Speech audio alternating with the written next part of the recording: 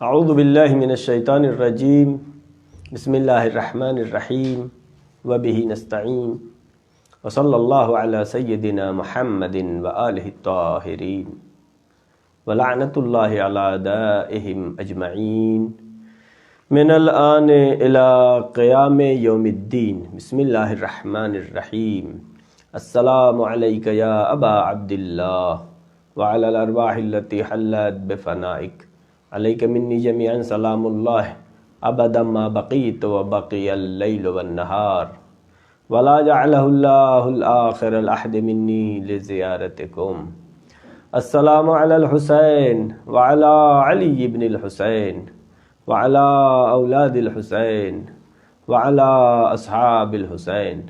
السلام علیکم جمیعا ورحمۃ اللہ وبرکاتہ۔ تمام ناظرین و سامعین کی خدمت میں سلام عرض کرتا ہوں۔ جیسا کہ آپ محظور ہیں، سلسلہ دروس ترجمہ و تفسیر قرآن، مختصر تفسیر قرآن آپ کی خدمت میں روزانہ پیش کیا جا رہا ہے فیس بک پہ آن لائن، اور اس سلسلہ دروس کا درس نمبر 142 آپ کی خدمت میں پیش کیا جا رہا ہے، اور سورہ نساء کی آیت نمبر 28 تک کل ہم نے تلاوت کیا تھا۔ سورہ نساء آیت نمبر 29 سے آیت نمبر 31 تک آپ کی خدمت میں پیش کیا جا رہا ہے۔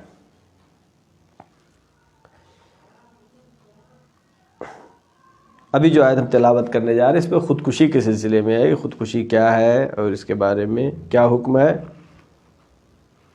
یعنی حرمت خودکشی کرنا حرام ہے۔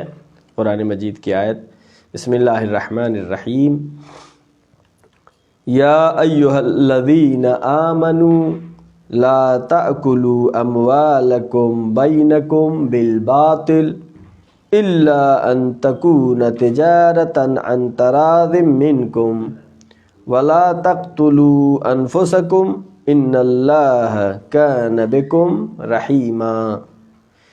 یا ایھا الذین آمنوا، خدا بند عالم خطاب فرما رہا ہے، یا ایھا الذین آمنوا، اے ایمان لانے والو، لا تأکلوا اموالکم بینکم بالباطل، اپنے اموال کو آپس میں باطل طریقے سے نہ کھاؤ، حلال طریقے سے کھاؤ، حرام طریقے سے نہ کھاؤ۔ لا تأکلوا، نہ کھاؤ، اموالکم بینکم بالباطل، اپنے مال کو، اموال کو آپس میں باطل طریقے سے۔ آگے اسی کی وضاحت ہو رہی ہے کہ غیر باطل طریقہ کیا ہے۔ الا ان تکون تجارۃ عن تراض منکم، مگر یہ کہ جو کھا رہے ہو، جو کما رہے ہو، ان تکون تجارۃ عن تراض منکم، کہ وہ تجارت ہو، ایسی تجارت کہ جس میں راضی ہو ایک دوسرے سے۔ مثلا ایک سامان آپ خریدنے گئے تو خریدنے والا خریدنے پر راضی ہو، بیچنے والا بیچنے پہ راضی ہو، قیمت پر متفق ہو جائے۔ الا ان تکون تجارۃ عن تراض منکم، اس پر راضی رہیں، یعنی رشوت ہے، اختلاس ہے، دھوکہ دڑی کی کمائی ہے، یہ کیا ہے؟ اموال باطل میں آتا ہے۔ وَلَا تَقْتُلُوا أَنفُسَكُمْ، اور اپنے نفس کو، اپنے جان کو ہلاکت میں مت ڈالو، یعنی خودکشی نہ کرو۔ ان اللہ کان بکم رحیما، اللہ تم پر رحم کرنے والا ہے، اللہ کے رحم و کرم پہ رہو۔ گھبرا کے، پریشان ہو کر کے خودکشی جو کر لیتے ہیں وہ اللہ پر بھروسہ نہیں کرتے ہیں، وہ اللہ کے رحم و کرم پر اعتبار نہیں کرتے ہیں۔ اگر اللہ پر انسان بھروسہ کرے گا، اللہ کو بڑی قدرت اور بڑی طاقت مانے گا، اللہ کے سامنے اپنے کو محتاج سمجھے گا، تو خدا بند عالم اس پہ رحم کرنے والا ہے۔ ان اللہ بکم رحیما، اللہ تم پر رحم کرنے والا ہے۔ لا تأکلوا اموالکم بینکم بالباطل، جہاں پہ لا تأکلوا ہے اسی آیت میں کیا ہے؟ لا تقتلوا، لا تأکلوا لا تقتلوا، تو معلوم ہوا کہ اس میں کوئی مناسبت پائی جا رہی ہے۔ ایک وجہ یہی ہے کہ جب حرام خواری سماج میں بڑھ جائے گا، اور جو غریب اور مجبور ہیں، مزدور ہیں، نیچے طبقے کے لوگ ہیں، ان کے اموال کو پیسے والے کھائیں گے تو پھر کیا ہوگا؟ قتل و غارت شروع ہوتی ہے۔ لہذا لا تاکلوا اموالکم بینکم بالباطل، باطل طریقے سے اموال کو نہ کھاؤ۔ یعنی اگر مزدور مزدوری کر رہا ہے تو اس کو فوراً اس کی مزدوری دی جائے۔ مزدور جو مزدوری بھی کر رہا ہے تو اس کو بھی چاہیے کہ کام کو امانت داری کے ساتھ انجام دے، ٹال مٹول نہ کرے۔ لا تاکلوا اموالکم بینکم بالباطل الا ان تکون تجارۃ عن تراض ولا تقتلوا انفسکم، اپنے نفس کو ہلاکت میں نہ ڈالو۔ ہمارے چھٹے امام حضرت جعفر صادق علیہ الصلوۃ والسلام فرماتے ہیں اگر کوئی شخص قرض لے اور اس کو پیسہ ہوتے ہوئے بھی ادا نہ کرے، قرض لیا کسی سے، قرض دینا ثواب ہے، دینے والے نے دیا، اب پیسہ ہمارے پاس ہو گیا، اس کو نہیں دے رہے ہیں، تو امام نے کیا فرمایا؟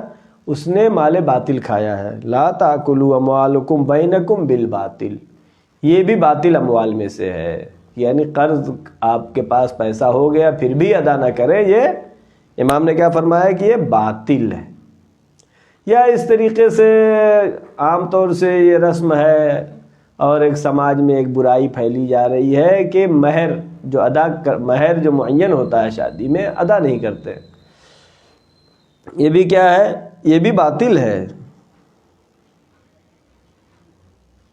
یعنی اتنا رکھ لے کہ ہم ادا ہی نہ کر سکیں، ایسا نہیں، بلکہ مہر جو ہے معین ہونا چاہیے، اور اتنا معین ہونا چاہیے کہ جو ادا کر سکے، اور ادا کرنا چاہیے۔ اگر وہ پیسہ کھا جا رہا ہے، شوہر ہوتے ہوئے بھی نہیں ادا کر رہا ہے، تو یہ بھی باطل ہے۔ یا اس سلسلے میں پانچویں امام حضرت محمد باقر علیہ السلام نے فرمایا قمار یعنی جوا کھیلنا، کم فروشی کرنا، یعنی آپ بزنس مین ہیں، بیچنے والے ہیں، کسی چیز کو تول رہے ہیں تو کم تول رہے ہیں، یا ظلم کرنا کسی پہ، یہ سب کیا ہے؟ باطل میں سے ہے۔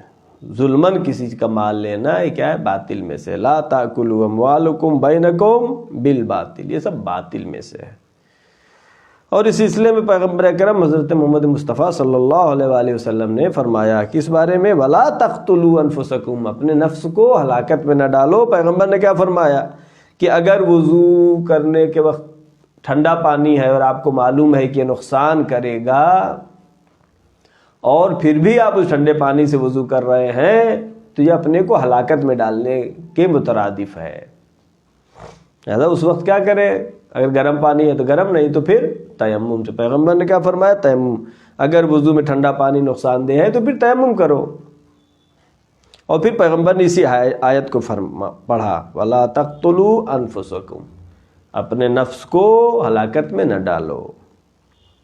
یا پھر جو ہے روزہ کسی کے لیے نقصان دہ ہے اور اس کی صحت کے لیے ضرر رکھتا ہے، اور پھر بھی وہ روزہ رکھ رہا ہے، یہ بھی کیا ہے؟ اپنے نفس کو ہلاکت میں ڈالنا ہے۔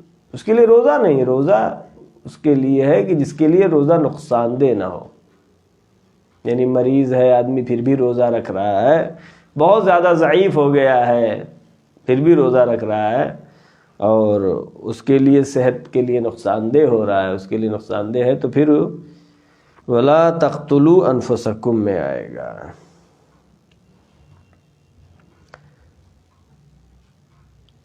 چھٹے امام حضرت جعفر صادق علیہ السلام نے ایک حدیث میں فرمایا کہ اگر مسلمان کافر کے علاقے میں جا رہا ہے اور وہ کافر حربی ہے، اس کو معلوم ہے کہ ہم وہاں جائیں گے تو ہماری جان کو خطرہ ہے، اکیلے اس علاقے میں جا رہا ہے، اور پھر وہاں پہ وہ لوگ اسے قتل کر دیں، تو یہ بھی کیا ہے؟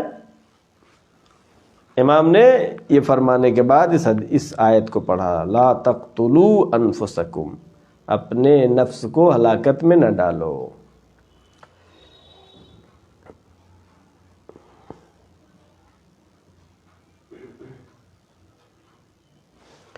اور کیا ہے قتل نفس، خودکشی کیا ہے؟ معصوم کو قتل کرنا بھی خود ان لوگوں کے لیے خودکشی ہے جو معصوم کو قتل کرتے ہیں، چونکہ یہ معصوم حیات دینے والے ہیں، پورے معاشرے کو حیات دینے والے ہیں، پوری انسانیت کو حیات دینے والے ہیں، لہذا معصومین کا قاتل وہ بھی کیا ہے؟ خودکشی کے حکم میں۔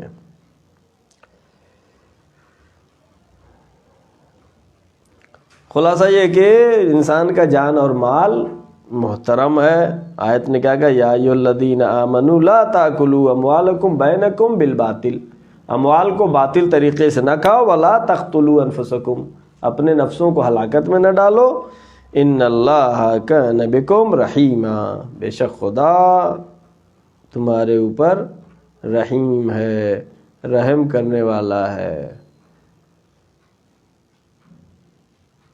اور اس آیت کے شان نزول میں ایک یہ بھی ذکر ہوا ہے کہ بعض لوگ پیغمبر کے ساتھ جاتے تھے جہاد پہ اور بغیر حکم کے وہ دشمن پہ جا کے حملہ کر دیتے تھے، جوش میں آ کے آیت کیا ہے؟ لا تقدموا بین یدی اللہ ورسولہ، اور وہ اس علاقے میں چلے جاتے تھے اور قتل کر دیے جاتے تھے، اور ان کے اندر اس کے مقابلے کی سکت بھی نہیں ہے، پھر بھی جو ہے وہ جا رہے ہیں۔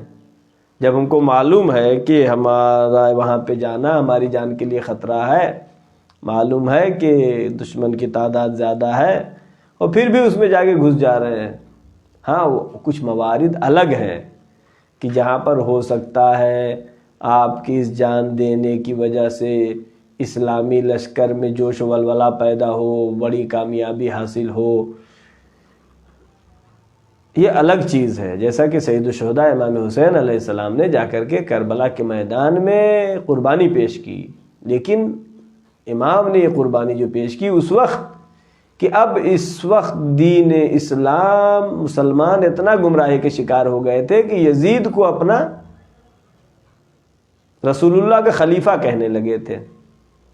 اب اس سے کا علاوہ کہ امام حسین علیہ السلام اس قربانی کو دے، اس مردہ ضمیر مسلمانوں کے ضمیروں کو زندہ کرنا، اس کے علاوہ کوئی چارہ نہیں تھا۔ یہ الگ چیز ہے، الگ موضوع ہے، اس کی تشخیص معصومین علیہ السلام دے سکتے ہیں کہ کہاں پر جانا ہے اور کہاں پہ نہیں جانا ہے۔ لہذا آیت نے کیا کہا؟ لا تقدموا بین یدی اللہ ورسولہ، اللہ اور رسول سے آگے نہیں بڑھو۔ رسول کہیں افطار کر لو تو افطار کر لو، رسول اللہ کہیں کہ تیمم کر کے نماز پڑھو تو تیمم کر کے نماز پڑھو، اس میں اپنی عقل لگانا، اپنی بدھی لگانا یہ صحیح نہیں ہے۔ اب اس کے بعد آیت نمبر 30 ہم پڑھیں گے کہ اگر انسان جو ہے جو خودکشی کرتا ہے وَلَا تَقْتُلُوا أَنفُسَكُمْ، آگے آیت ہے آیت نمبر 30 وَمَنْ يَفْعَلْ ذَلِكَ عُدْوَانًا وَظُلْمًا فَسَوْفَ نُصْلِيهِ نَارًا وَكَانَ ذَلِكَ عَلَى اللَّهِ يَسِيرًا۔ وَمَنْ يَفْعَلْ ذَلِكَ، اور جو یہ کام کرے، یعنی خودکشی کرے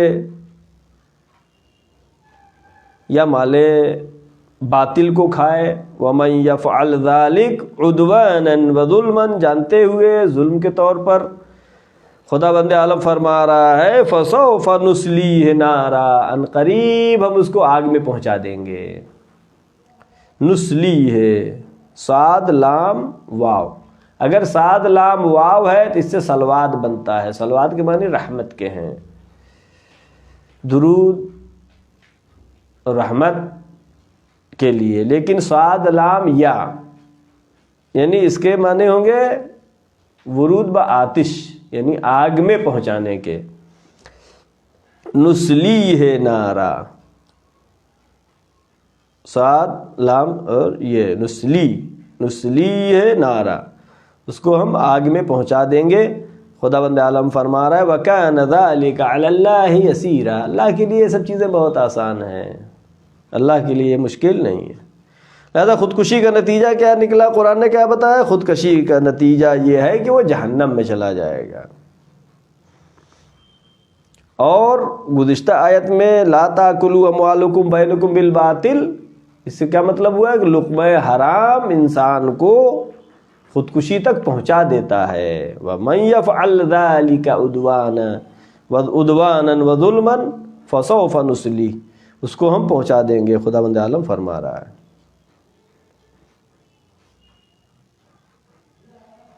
جو خودکشی کر لیتا ہے وہ یہ نہ سمجھے کہ ہم نجات پا گئے، نجات نہیں، بلکہ اس کے لیے کیا ہے، اب جہنم ہے۔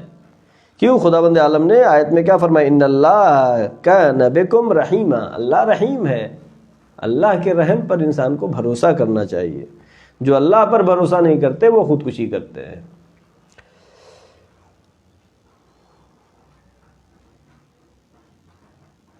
چھٹے امام حضرت جعفر صادق علیہ السلام نے فرمایا کہ جو بھی خودکشی کرتا ہے وہ ہمیشہ جہنم میں رہے گا۔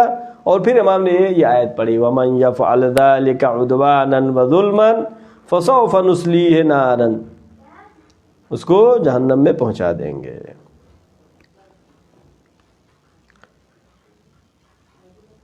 اب آیت نمبر 31 پڑھیں گے، آج کی آخری آیت۔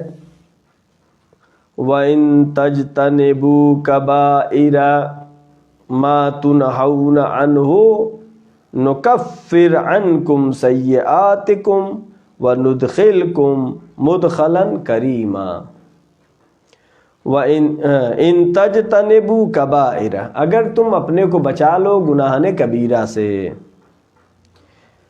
کون سا گناہ کبیرہ کیا ہے؟ ما تنہون عنہ، جس سے منع کیا گیا ہے، تمہیں واضح طور پر منع کیا گیا ہے کہ اس کو انجام نہ دو، تو خداوند عالم فرما رہا ہے نکفر عنکم سیئاتکم، تمہارے اور چھوٹے موٹے گناہ کو ہم معاف کر دیں گے۔ وندخلکم مدخلا کریما، اور تم کو ہم داخل کریں گے بہترین جگہ پر، کریم جگہ پر، اچھی جگہ پر، یعنی بہشت میں۔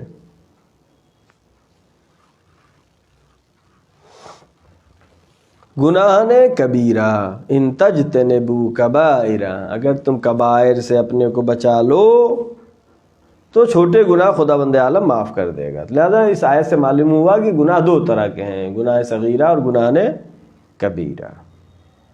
گناہ کبیرہ کیا ہے، صغیرہ کیا ہے؟ روایات میں، احادیث میں وہ متعدد طرائق سے ذکر ہوئے ہیں۔ خلاصے کے طور پر یہ ہے، گناہ کبیرہ اسے کہتے ہیں جس کے لیے وعدہ عذاب دیا گیا ہو، جیسے ابھی ہم نے یہ آیت پڑھی وَمَن يَفْعَلْ ذَلِكَ، جو ایسا کرے اس کے لیے کیا ہے، نُصْلِيهِ نَارًا، اس کو آگ، اس کے لیے آگ میں پہنچا دیں گے۔ جس میں وعدہ عذاب دیا گیا ہو وہ کیا ہے، گناہ کبیرہ ہے۔ گزشتہ آیت میں ہم نے پڑھا تھا فَسَوْفَ نُصْلِيهِ نَارًا، فَسَوْفَ نُصْلِيهِ نَارًا، ہم آگ میں پہنچا دیں گے۔ تو گناہ کبیرہ کسے کہتے ہیں؟ جس میں وعدہ عذاب دیا گیا ہو۔ اب کتنے ہیں گناہ کبیرہ؟ اس میں روایات میں مختلف ہے، اور کتابیں بھی گناہ کبیرہ کے عنوان سے بہت ساری چھپی ہوئی ہیں، آپ مطالعہ کر سکتے ہیں۔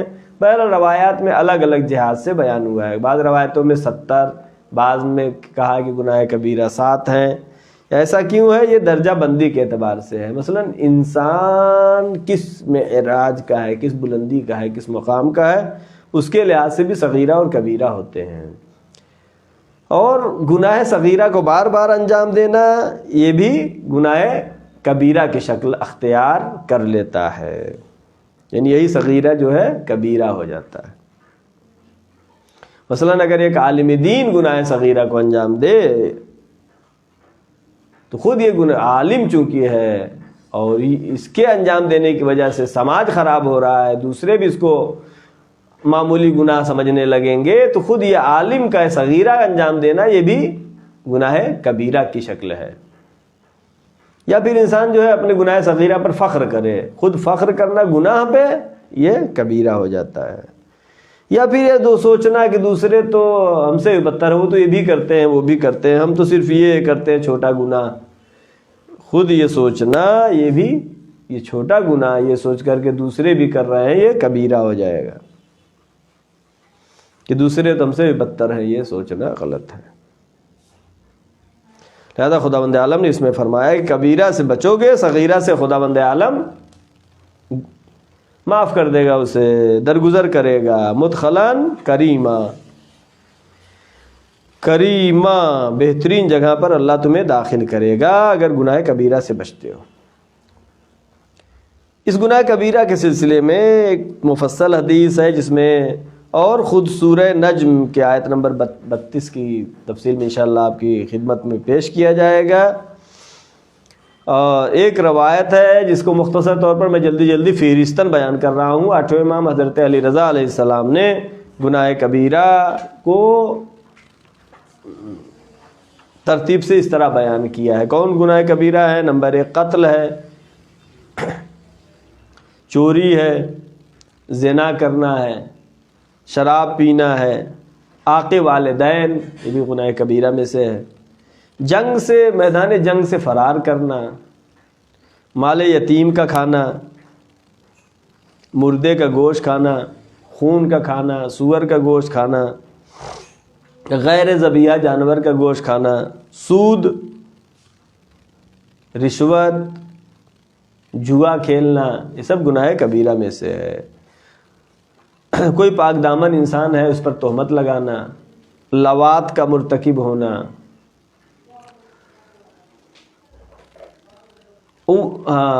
خدا کی رحمت سے نا امید ہونا، یہ بھی کیا ہے؟ گناہ کبیرہ میں سے ہے. خدا کی رحمت سے انسان نا امید ہوتا ہے، پھر وہ خودکشی کا فعل مرتکب ہوتا ہے. عذاب الہی سے نہ ڈرنا، سوچے گا ارے ہم تو مولا کے چاہنے والے ہیں، جیسا کہ گزشتہ آیتوں میں ذکر ہوا تھا کہ بنی اسرائیل کہتے تھے ہم پہ اللہ تو عذاب نہیں کرے گا، ہم کو جہنم میں نہیں بھیجے گا، بس تھوڑا موڑا ہم کو سزا دے گا اور جنت میں بھیج دے گا. یہ کیا ہے؟ یہ خود سوچنا، عذاب الہی سے نہ ڈرنا، یہ خود گناہ کبیرہ میں سے ہے. نا امید ہونا یہ گناہ کبیرہ میں سے ہے. جھوٹی قسم کھانا، لوگوں کے حقوق کو ادا نہ کرنا، تکبر، خیانت، اولیاء خدا سے دشمنی کرنا، یہ بھی گناہ کبیرہ میں سے ہے. اللہ و لعب، گانا بجانا سننا، گناہ پر اصرار کرنا، بار بار گناہ، اور بھی موارد ہیں مختصر طور پر آپ کی خدمت میں ہم نے پیش کیا. آخر میں دعا ہے پروردگارہ محمد و آل محمد صدقے میں، چہاردہ معصومین علیہ السلام کے صدقے میں ہمارے تمام گناہ صغیرہ و کبیرہ کو معاف فرما. پروردگارہ ہمارے مرحومین کے گناہ صغیرہ و کبیرہ کو معاف فرما. معبود محمد و آل محمد صدقے میں جو چند آیات ہم تلاوت کرتے ہیں اس کا ثواب ہمارے مرحومین مومنین و مومنات کو اصال ثواب فرما. معبود جو پریشان حال ہیں ان کے پریشانیوں کو برطرف فرما، جو مریض ہیں ان کو شفاء کامل و عاجل عطا فرما، جو جوان علم حاصل کر رہے ہیں ان کو روز بروز علمی ترقی و کامیابی عطا فرما. پروردگارہ جو باروزگار ہیں ان کی روزی میں وسعت عطا فرما، جو بے روزگار ہیں ان کو زمینہ فراہم کر دے، بہترین ان کو روزی عطا فرما. پروردگارہ جہاں جہاں بشیان حجر کرار ہیں ان کے جان و مال، عزت و آبرو کی حفاظت فرما. معبود پرچم اسلام کو سربلند فرما، پرچم کفر و نفاق کو سرنگو فرما. علماء کرام، مراجع کرام، بالاخص آیت اللہ سیستانی و مقام معظم رہبری کی حفاظت فرما. پروردگارہ ہمارے تمام گناہ کو معاف فرما، ہم کو اس لائق بنا دے کہ امام کے سپاہیوں میں شامل ہو سکے. معبود امام زمانہ کے ظہور میں تعجیل فرما، ہم سب کو ان کے یاور و انصار میں شمار فرما. وآخر الدعوانا ان الحمد للہ رب العالمین، والسلام علیکم ورحمۃ اللہ وبرکاتہ.